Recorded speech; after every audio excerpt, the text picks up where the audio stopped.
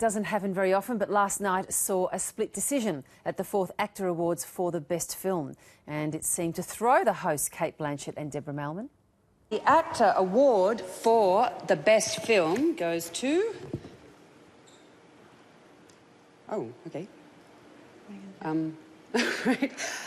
Well, there's actually two winners. I don't think this has ever happened before. So the first winner of Best Picture at the AACTA Awards is The Water Diviner. Andrew Mason, Keith Roger and Troy Lund.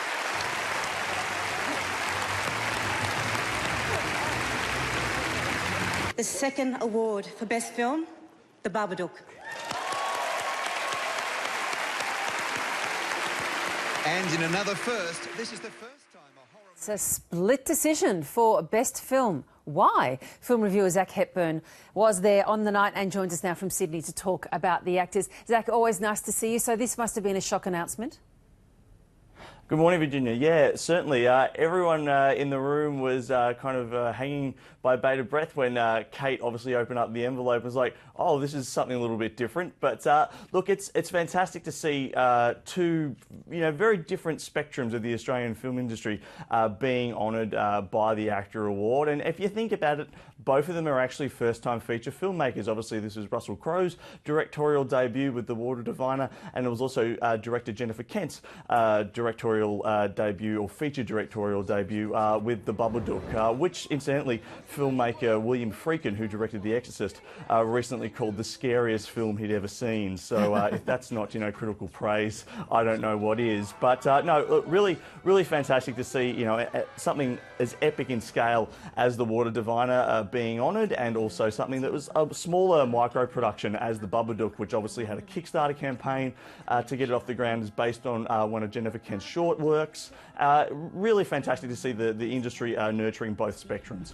Well, yes, except I guess not many Australians actually got to see that movie, The Babadook. Certainly many people I've spoken to this morning have never even heard of it. Cate Blanchett opened the night with a rather stinging gag saying they were there to celebrate all the Australian films that nobody saw. And that, I guess, is part of the problem, that there's a great Australian film industry producing some terrific work, but still not many Australians go and see it and support it.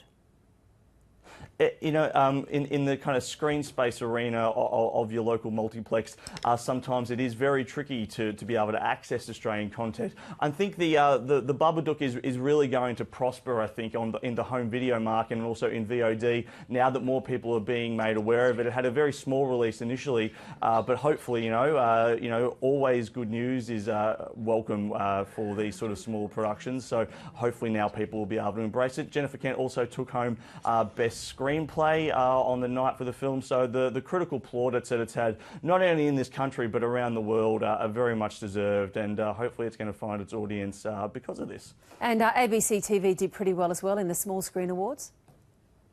Definitely The Code had a huge run, rightfully so. A great production, obviously shot around the AACTA, and Xena, warrior princess herself, Lucy Lawless, appeared in that as well. But Ashley Zuckerman taking home Best Male Lead in a television drama, and it's great to see local productions really being embraced. For me, one of the highlights of the evening was seeing, for me, a true Australian screen icon and screen treasure, David Gopalul, taking home Best Lead Actor in a film for his absolutely transcendent performance in Charlie's Country, which is really a tour de force. Ralph de Heer's film is just an amazing autobiographical performance, and to see David being honoured with a standing ovation by the crowd was really a heartwarming moment, I thought, and very well deserved. Lovely. Good to talk to you, Zach. We'll see you back on the couch very soon. Thanks, Virginia.